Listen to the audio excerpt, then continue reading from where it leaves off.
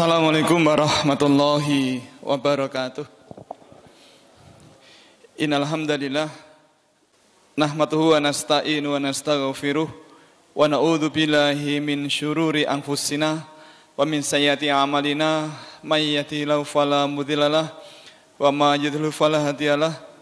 Asyhadu an la ilaha illallah wa asyhadu anna Muhammadar Rasulullah. Allahumma shalli wa sallim wa barik ala sayyidina Muhammadin wa ala alihi wa sahbihi ajmain. Qala Allah Ta'ala fi kitabil karim, a'udzu billahi minasyaitonir rajim, bismillahirrahmanirrahim. Ya ayyuhan nasu kullu mimma fil ardi halalan tayyiban wa la tattabi'u khutuwatis syaitan innahu lakum aduwwum mubin. Wa qala Allah Ta'ala fi kitabil karim, a'udzu billahi minasyaitonir rajim, bismillahirrahmanirrahim. Ya ayyuhalladzina amanu kulu min thayyibati ma razaqnakum washkuru lillahi in kuntum iyyahu ta'budun. Innama harama 'alaikumul maitata waddama wa lamal khinziri wa mahila bihi li ghairillah faman ittara ghaira baghi wala adin fala isma alaih innallaha ghafurur rahim. Bapak Ibu masyaallah muslimin, jamaah salat maghrib Masjid Cemas yang kami hormati dan yang dimuliakan Allah Subhanahu wa taala. Marilah kembali di kesempatan sore menjelang malam hari ini kita kembali haturkan rasa syukur kita kehadirat Allah Subhanahu wa taala atas perkenan Allah di sore hari ini kita masih sehat walafiat. Kita masih diperkenankan Allah masih bisa hadir di masjid ini dalam keadaan sangat baik. Alhamdulillah kita masih diizinkan Allah masih bisa sholat secara berjamaah. Mudah-mudahan sholat maghrib kita tadi diterima Allah Subhanahu wa taala. Yang kedua, semoga salawat dan salam senantiasa Allah limpahkan kepada baginda Rasul Muhammad sallallahu alaihi wasallam, dan semoga Allah limpahkan pula kepada keluarga beliau, juga sahabat beliau, para tabi'in, para alim ulama, dan semoga terlimpah ruah pula kepada kita sekalian yang hadir di kesempatan di malam hari ini. Bapak Ibu yang kami hormati dan yang dimuliakan Allah Subhanahu wa taala, sebelum kita mulai izinkan saya mengucapkan terima kasih jazakallah khairan jazak kepada Bapak Ibu semuanya yang telah berkenan berdoa pekan lalu. Alhamdulillah tetangga kami sudah ketemu dan mudah-mudahan sore ini sampai di tanah air.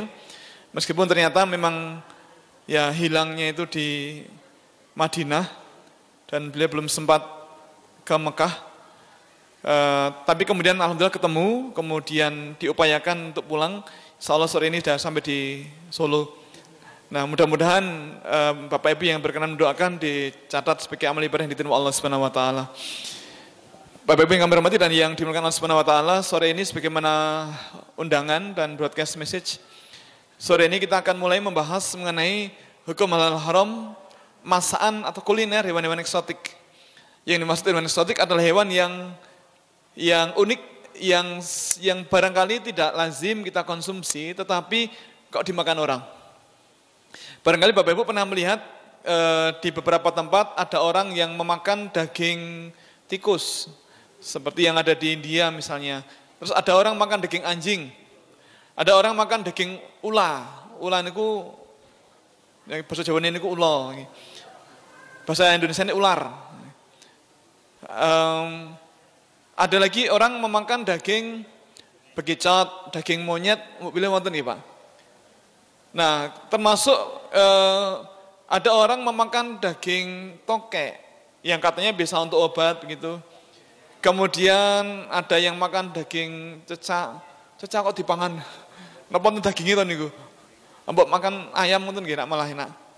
Kemudian ada lagi orang yang makan daging landak. Bapak Ibu, bila panjenengan nanti tindak wisata ke Tawangmangu atau ke Cemorosewu atau bablas ke timur di Sarangan, itu ada wisata kuliner sate landak. Konon itu enak sekali, tetapi kok saya belum kesampean untuk makan ya. Masih merasa tidak nyaman begitu. Ada lagi barangkali orang yang memakan daging laron. Niku terus pundi niku?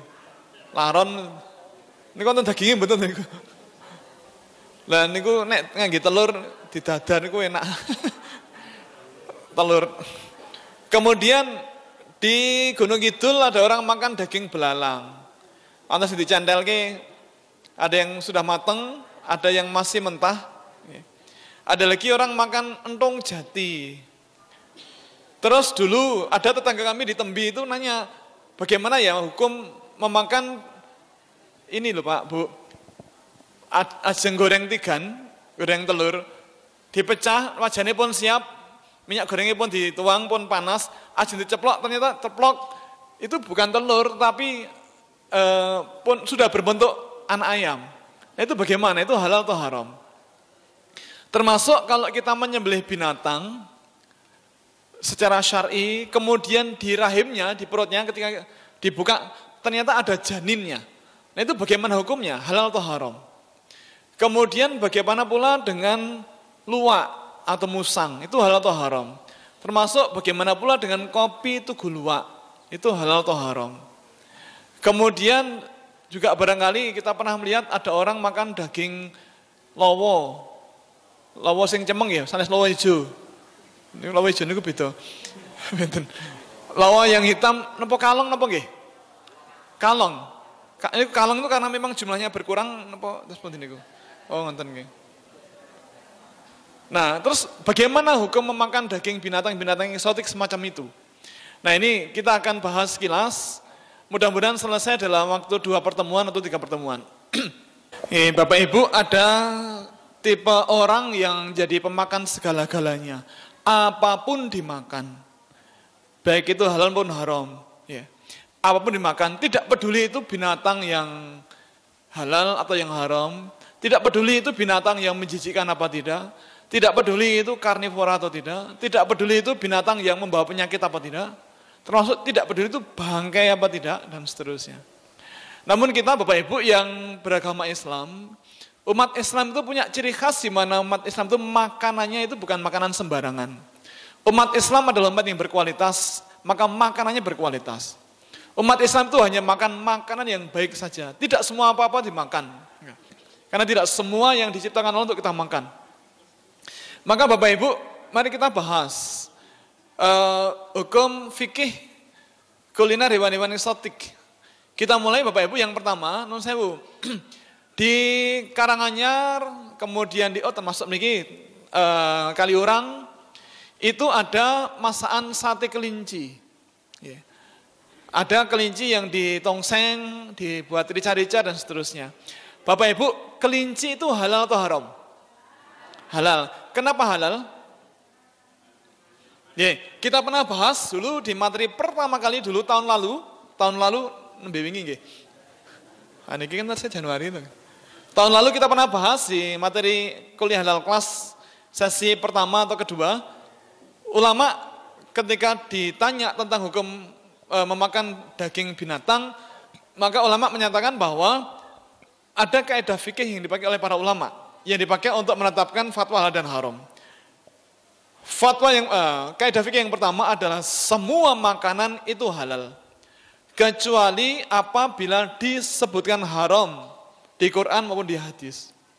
Jadi semua binatang itu halal kecuali apabila ada dalil Quran atau hadis yang mentaksiskan secara khusus menyebutkan bahwa dia adalah haram. Nah sekarang yang pertama kelinci. Bapak Ibu, ada apa tidak ayat Quran ataupun hadis yang menyebutkan ya ayyuhalladzina amanu innamal kelinci wa haramun, itu ada apa tidak? Tidak ada. Nah karena tidak ada maka kelinci itu halal. Kelinci halal, kenapa? Satu, karena tidak pernah ada ayat Quran maupun hadis yang menyatakan bahwa kelinci adalah haram, tidak ada. Yang kedua, malah ada hadis di mana Rasul juga mengkonsumsi daging kelinci. Dikisahkan oleh Anas bin Malik bahwa beliau mengatakan kami mencari kelinci di Maruz Zahron dan kami mendapatkannya, kemudian kami bawa kelinci itu kepada Abu Thalhah. Abu Thalhah kemudian menyembelihnya, kemudian memasaknya dan memberikan daging paha kelinci itu kepada Rasulullah dan Rasul pun menerimanya. Nah Bapak Ibu, sikap Rasul menerima daging paha kelinci itu menunjukkan bahwa kelinci adalah halal. Nah kalau kelinci haram maka Rasul tidak akan menerima daging paha kelinci ini. Maka kemudian para ulama sepakat bahwa kelinci itu halal. Kenapa? Karena satu, tidak ada dalil yang mengharamkannya. Yang kedua, bahkan ada hadis yang menyatakan bahwa kelinci adalah atau yang mengindikasikan bahwa kelinci adalah halal. Yang kedua, belalang. Bapak Ibu, belalang itu halal atau haram? Halal. Halal atau thayyiban. Baik ditemukan dalam keadaan hidup maupun mati. Kenapa? Alasannya karena pertama, satu, tidak ada dalil Quran maupun hadis yang menyatakan bahwa kelinci adalah belalang adalah haram. Yang kedua, Rasul pernah bersabda, Rasul pernah bersabda, dihalalkan bagi kalian 2 bangkai dan 2 darah. 2 bangkai itu adalah bangkai ikan dan bangkai belalang, 2 darah itu adalah hati dan limpa. Ulangi, belalang itu halal, kenapa? Alasannya 1, karena tidak ada dalil yang mengharamkannya. 2, karena ada hadis di mana Rasul bersabda bahwa dihalalkan bagi kalian 2 bangkai dan 2 darah. 2 bangkai itu adalah bangkai ikan dan bangkai belalang, 2 darah itu adalah hati dan limpa. Jadi Bapak Ibu, belalang itu halal baik ditemukan dia masih hidup maupun sudah mati. Tetapi meskipun halal, tetapi mohon sebaiknya belalang, kalau Bapak Ibu mau dahar belalang, tolong pertama itu kakinya yang ada durinya itu dihilangkan, biar tidak nyocok-nyocok. Yang kedua, tolong dimasak, karena kalau tidak itu nggak enak. Ya. Lho nggih Bu, niku sanjange sepet mboten enak ngoten niku. Tapi kalau dimasak kan jadi gurih, kemeripik. Yang ketiga, ada hadis dari Ibnu Abu Aufa, dia mengatakan bahwa kami berperang bersama Rasulullah sebanyak 7 kali dan kami selalu makan belalang. Ulangi, dari Ibnu Abu Aufa, dia mengatakan bahwa kami berperang bersama Rasulullah sebanyak 7 kali dan kami selalu makan belalang. Hadis muttafaq alaih. Nah, ini menunjukkan bahwa belalang itu adalah halal. Kemudian turonggo, kuda. Kuda halal atau haram? Di niku etan niku ngroso niku rak wonten penyembelihan kuda. Bahkan di beberapa tempat ada sate kuda. Saya pernah lihat di sebelah timur, di perempatan sebelah timur Kitswan, Piungan niku wonten. Perempatan ngidul sekedhik kilen mergi. Nah sing celak mriki ten pundi nggih? Ijen wonten. Ada lagi? Niku sak porsine pinten, Pak? Dereng nate. Bapak Ibu ada yang pernah makan daging kuda? Ada? Angkat tangan. Dereng wonten? Katanya seratnya besar nggih. Alot apa mboten nggih? Saya tidak tahu. Empuk nggih. Kuda itu halal atau haram? Halal. Kenapa halal? 1, tidak ada dalil yang mengharamkan memakan daging kuda.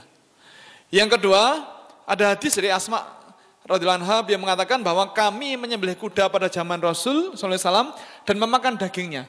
Dan pada saat itu kami telah berada di Madinah. Berada di Madinah berarti sudah hijrah. Dan di Madinah itu suasananya sangat damai. Sampai sekarang sangat damai. Maka ada istilah masyarakat yang madani itu karena memang damai. Bapak Ibu, panjenengan yang nate tindak haji atau umrah tentu punya pengalaman di mana kita pernah disedekahi orang Madinah. Orang Madinah itu punya kebiasaan menyambut tamu. Mereka biasa bawa mobil, kemudian memberikan bingkisan-bingkisan, ada yang makanan, ada yang jus buah, ada kurma, macam-macam ya. Jadi seringkali kalau ada mobil berhenti terus bagi-bagi, orang Indonesia langsung kemeruyuk. Tetapi begini, saya pernah ngelus dada, ya dada saya sendiri. Bukan dada bapak saya atau siapa. Kenapa? Pas waktu itu kita melihat ada pas pulang dari Haram, dari Masjidil Haram, itu ada mobil bukaan, kemudian pembagian sembako, pembagian snack, ada roti, kurma sama jus buah. Nah itu antriannya bagus Pak. Saya perhatikan ini kayaknya bukan orang Indonesia ini. Penampilannya seperti orang-orang Pakistan, orang Bangladesh barangkali ya. Mereka antrinya bagus Pak, bagus. Tetapi kemudian antrian itu buyar gara-gara ada orang Indonesia bergabung. Saya sedih Pak melihat itu. Sebagai orang Indonesia saya merasa malu. Kita ini ternyata tidak dibiasakan untuk antri ternyata. Bahkan termasuk pembagian daging kurban pun angsal gire. Pun angsal gire itu artinya pasti dapat jatah. pasti. Kok ya tidak bisa antri gitu loh Pak. Dan itu antrinya panjang Pak, tiba-tiba buyar karena orang Indonesia biuk langsung ke depan. Ya Allah ya Rabbi ya Karim. Nah Bapak Ibu, ya masyarakat yang madani itu menggambarkan masyarakat yang damai, tentram. Nah ini alhamdulillah sekarang di Jogja mulai ada orang-orang yang membawa kendaraan, apakah motor atau mobil, itu yang kadang tiap pagi itu muter membagi nasi sama sayur sama lauk Pak, muter. Ya. Dibagi-bagikan gratis, disedekahkan. Dan ternyata mereka tidak tambah miskin tapi malah tambah kaya. Jadi ternyata kalau orang itu membagikan rezekinya ke orang lain, ternyata rezeki yang bersangkutan tidak berkurang malah bertambah-tambah. Nah, kembali ke kuda, Bapak Ibu, Rasul memakan daging kuda. Dari hadis ini nampak bahwa kalau sudah di zaman Rasul, berarti Rasul itu perso. Nah kalau Rasul itu diam, tidak melarang, berarti daging kuda itu adalah halal. Nah barangkali kita pernah mendengar ada binatang yang mirip kuda, yang tidak boleh dimakan dagingnya, yaitu himar ahliyah, atau keledai jinak kota. Bapak Ibu, keledai jinak kota atau himar ahliyah adalah binatang yang mirip kuda tapi agak pendek. Zaman dulu dipakai sebagai alat transportasi, alat angkut. Himar ahliyah itu kalau membawa beban itu sangat kuat. Nah kalau kita lacak di Google, kita bisa dapat foto himar itu mengangkut beban yang sangat berat dan sangat besar dan kuat Pak. Nah di masa Rasul yang namanya himar ahliyah adalah alat transportasi massal yang paling murah di zamannya. Alat transportasi massal yang paling murah. Zaman dulu belum ada Grand Max, belum ada Trondong belum Suzuki Trondong, belum ada Panther bukaan dari ngonten. Maka alat transportasi yang paling murah di zaman itu adalah himar ahliyah ini. Nah kalau himar ahliyah ini disembelih, terus populasinya berkurang, nah kalau mau bepergian antar kota bagaimana? Kenapa nggak digendong? Saged. Maka kuda itu halal, tapi himar ahliyah tidak boleh disembelih. Bapak Ibu ada yang barangkali panjenengan yang senior dulu pernah melihat orang jualan batu bata atau genting itu pakai keledai itu Pak. Tasnya kemutan panjenengan. Saya pernah lihat itu Pak, 2 atau 3 kali. Waktu saya masih dilindil, masih kecil. Ya. Jadi orang jualan batu bata atau genting itu menggunakan keledai atau kuda, bukan kuda itu ya, keledai Cina. Ya. Okay. Itu. Terus Bapak Ibu, kepiting itu kebetulan enak. Kepiting, naik kepiting rak. Lagi tahu kepiting. Kalau kepiting halal atau haram? Yang berpendapat haram, katakan. 1, ada lagi? Bapak Ibu, ini kita baru belajar. Sepeda malih, yang namanya belajar itu menjawab salah itu boleh. Bukan apa-apa, tapi besok kalau ujian nggak boleh salah. Ini pun liburan semester. Yang berpendapat kepiting halal, angkat tangan. Yang bingung, wonten, angkat tangan. Oke, Bapak Ibu, ulama sepakat kepiting itu halal. Kenapa halal? 1, tidak ada dalil di Quran maupun hadis yang menyatakan bahwa kepiting itu adalah haram, itu tidak ada. Nah, maka karena tidak ada dalil yang mengharamkannya, maka ulama bersepakat bahwa kepiting itu halal. Baik disembelih maupun tidak. Ini kembelih pripun niku? Betul saged dibelih. Bapak Ibu, kepiting itu halal. Nah, ada orang mengatakan, loh kan dia hidup di 2 alam. Nah, kalau rajungan, bedanya apa? Rajungan? Oh, jenisnya beda. Rajungan yang agak kecil ya? Oh, panjang-panjang. Oh. Nek kepiting alit. Sak-sak iki nggih. Kemarin saya lihat di TV, ten pundi to nggih nika, kula kok kesupen. Ada lomba njolo pakai kapal. Jadi ada 3 kapal yang lomba untuk menangkap kepiting laut, Pak. Itu ada yang hanya segini, ada yang segini, Pak. Besar sekali. kepiting laut. Nah Bapak Ibu, kepiting itu halal. Nah ada orang mengatakan, loh kan dia hidup di dua alam. Nah Bapak Ibu ini menarik, isu hidup di dua alam ini menarik.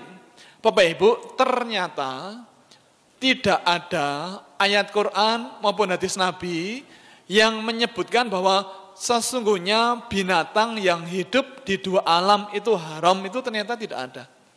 Kita coba buka di buku hadis Sahih Bukhari Muslim, ternyata tidak ada dalil yang mengharamkan binatang yang hidup di dua alam.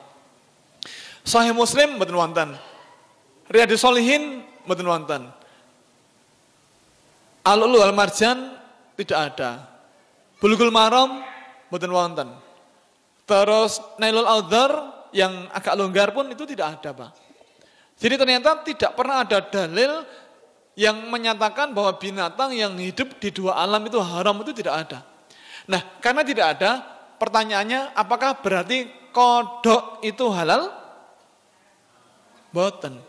Kodok itu hukumnya tidak halal, tapi haram. Nanti kita akan bahas tentang kodok. Nah Bapak Ibu sebenarnya malih, kepiting ini halal, kenapa? Karena tidak ada dalil yang mengharamkannya. Tidak ada masalah dengan pola hidupnya di dua alam, tidak ada masalah. Kepiting, rajungan, nek yuyu, Bapak Ibu yuyu itu mboten enak gitu nggih. Amin cilik, turun lepen sawah barang niku mboten enak. Mboten nonton dagingnya. Saya nonton dagingnya enak niki. Crepes. Cuma Bapak Ibu non sewu panjenengan kalau dahar kepiting di restoran mohon ngatos-ngatos. Kenapa? Di restoran loh ya. Kenapa? Harus hati-hati. Satu mahal. Kalau nggih manut mehong. Mihil. Satu. Yang kedua, maaf, kepiting laut itu agak amis. Kadang untuk menghilangkan bau amisnya itu kadang-kadang digunakan arak masak. Nah ini arak ini yang kemudian jadi titik kritis keharamannya. Kepitingnya halal, tapi arak masaknya bisa membuat jadi haram. Maka monggo ini kalau mundut kepiting rebus atau kepiting saus tiram ataupun yang lain, monggo ini pilih yang tidak pakai arak. Atau kalau juru masaknya mau masak, kita sampaikan, maaf saya nggak pakai arak. Jadi halal. Monggo menawi badai tindak ten restoran seafood ngatos-atos dengan arak masak. Kepiting. Kemudian kura-kura. Kura-kura bagaimana? Kura-kura dan penyu. Bedanya apa? Kura-kura dan penyu bedanya apa? Bedanya ada peribahasa kura-kura tidak tahu, kalau penyu tidak ada. Bedanya kura-kura dan penyu apa? Niki napa niki? Ini kura-kura atau penyu? Napa? Cangkang. Oh gitu. Oh ini bukan kura-kura? Kura-kura. Oh tulisannya. Kura-kura dan penyu itu sama atau beda? Bedanya apa? Tulisannya. Tulisannya benten. Ah ini kau mau? Tulisannya benten. Nah, betul. Bapak Ibu, kalau kura-kura itu kakinya itu ada kukunya seperti ini. Kalau penyu, menyirip. Satu, bedanya itu. Kedua, ini beliau betul, kura-kura kakinya bisa disembunyikan. Kepalanya bisa disembunyikan, kados bulus. Bulus niku laki-laki atau perempuan? Oh sama. Nah kura-kura atau bulus itu kakinya bisa disembunyikan. Nah kalau penyu tidak bisa. Kemudian kalau kura-kura hidup di air tawar, kalau penyu di air laut. Kita kalau melihat penangkaran penyu di mana ya? Yang dekat di sini barangkali ada di Pantai Baru wonten nggih? Alhamdulillah ada di situ ya, Pantai Baru. Yang agak jauh barangkali ke Giri Terawangan. NTB. Oh Cilacap wonten nggih? Cilacap wonten. Teluk benua Bali nggih wonten. Tapi cilik-cilik masih penangkaran. Penyu di laut.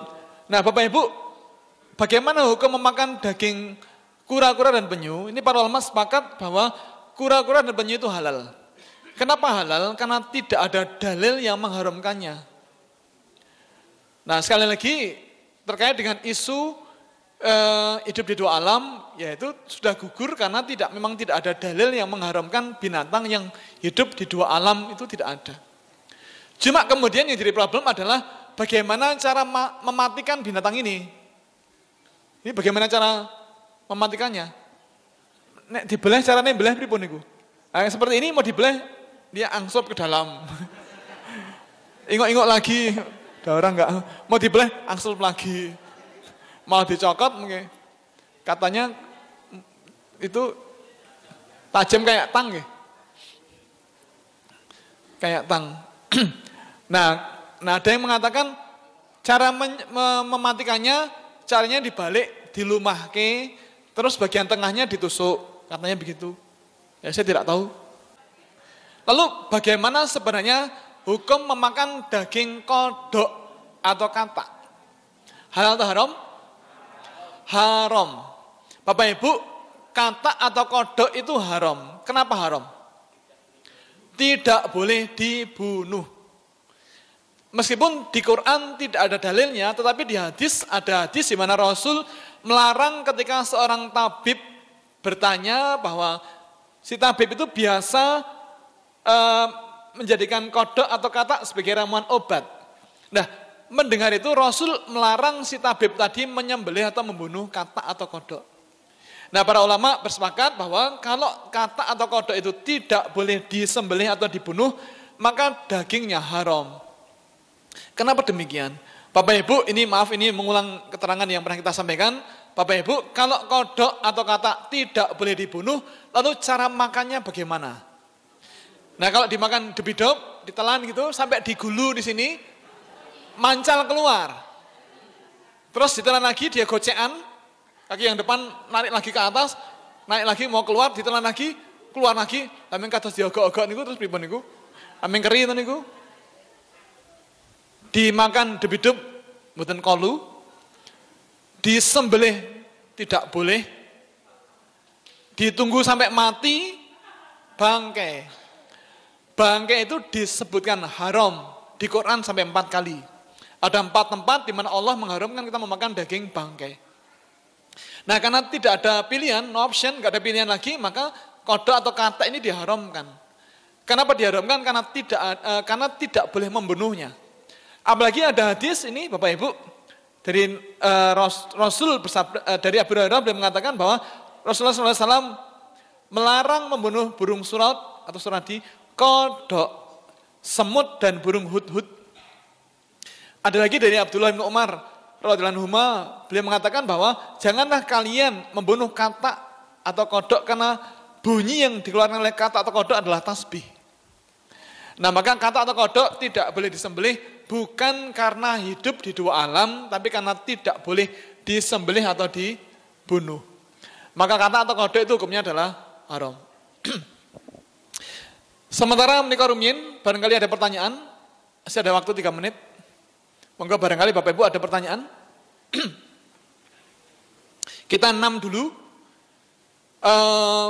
Pertemuan berikutnya nanti kita bahas nomor 7, 8, 9 dan seterusnya. Monggo barangkali ada pertanyaan. Boleh Pak, monggo. Ganja. Oke, Bapak Ibu, daun ganja itu kalau kita konsumsi ternyata ada yang memabukkan, ada yang tidak. Bapak Ibu, kalau daun ganja seger, kita petik daun ganja, dipentelengi mawon, ternyata tidak ada efek di tubuh kita. Kita makan mentahan seger di tinggi lalapan, ternyata orang tidak mabuk. Kemudian ketika dimasak, jadikan bumbu masakan, ternyata tidak memabukkan. Oke, kalau kemutan. Kebetulan saya dapat jatah piket khotbah Jumat per tahun itu di Makorem 072 Pamungkas, Puntiniko, Malioboro, setahun dapat 3 kali. Nah, pernah satu ketika saya khotbah Jumat dengan materi tentang khamar. Selepas sholat Jumat selesai, saya didatangi Kasih Intel, Kepala Seksi Intel, Makorem 078 Pamungkas. Bukan mau ditangkap, tidak, tetapi mau ditanya, diinterogasi. Saya dulu pernah tugas di Aceh. Kemudian ketika masa konflik, kami pernah mendapatkan sapi liar, kemudian ditembak, kemudian dimasak. Dimasak oleh orang Aceh asli. Itu enak sekali. Saya nanya, kenapa kok bisa enak? Ini bumbunya apa? Nah katanya bumbunya pakai daun ganja. Nah terus bagaimana hukumnya? Nah, saya nanya balik, Pak Komandan, panjenengan waktu dahar itu mabuk apa tidak? Enggak, saya segar bugar, sehat walafiat. Gak ada efek mabuk, geliyeng, gak pernah. Nah maka Bapak Ibu, daun ganja itu ketika dimakan mentahan untuk lalapan itu tidak memabukkan. Ketika dicampurkan pada masakan tidak memabukkan. Maka daun ganja itu sesungguhnya adalah halal. Tetapi ulama di MUI memilih berfatwa bahwa daun ganja adalah haram. Kenapa? Bukan karena memabukkan apa tidak, tapi dikhawatirkan kalau ada fatwa halal, maka dikhawatirkan ada orang yang membuat ladang ganja dengan judul untuk sayur-sayuran. Modus. Ternyata sebagian ada yang untuk sayur, sebagian ada yang disimpan. Bapak Ibu, maaf, daun ganja itu hanya haram kalau dia dikeringkan. Nah setelah dikeringkan, kemudian dia dibakar, terus asapnya itu dihisap atau dihirup. Dihirup, maka orang akan fly, mabuk. Jadi daun ganja itu hanya memabukkan kalau dia dikeringkan kemudian dibakar, kemudian asapnya dihirup, maka orang bisa fly. Nah karena ada potensi untuk menyimpang begitu, maka ulama itu merasa lebih aman kalau difatwakan bahwa daun ganja adalah haram. Tetapi Bapak Ibu kita yang sekarang hadir di sini, kita sudah paham bahwa hakikatnya itu tidak haram kalau mentah atau untuk sayuran. Tapi itu haram kalau dikeringkan tadi itu, kemudian dibakar. Ngaten, setelah Isya nanti kita diskusi kecil, barangkali ada yang ditanyakan, monggo nanti setelah salat Isya. Oke, Bapak Ibu, saya kira demikian. Kita baru sampai nomor 6. Mohon doa, mudah-mudahan pekan depan sehat walafiat, kita bisa silaturahim lagi. Mudah-mudahan kita diizinkan Allah bisa berjumpa lagi untuk membahas jenis-jenis hewan eksotik yang lain. Demikian, mohon maaf atas semua khilaf. Akhirul alam, assalamualaikum warahmatullahi wabarakatuh.